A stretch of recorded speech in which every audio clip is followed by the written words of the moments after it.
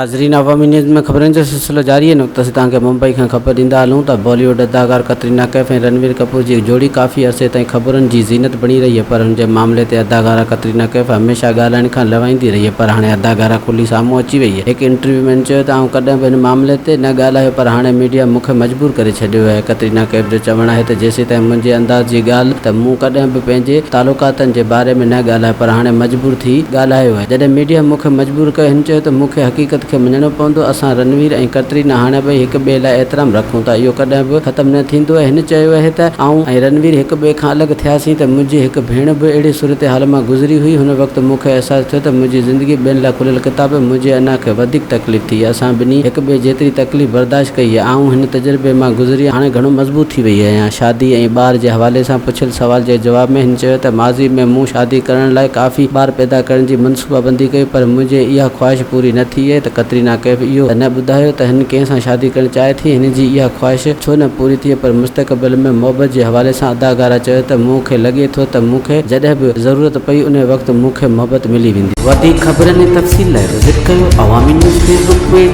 YouTube page ऐं अवामी news website.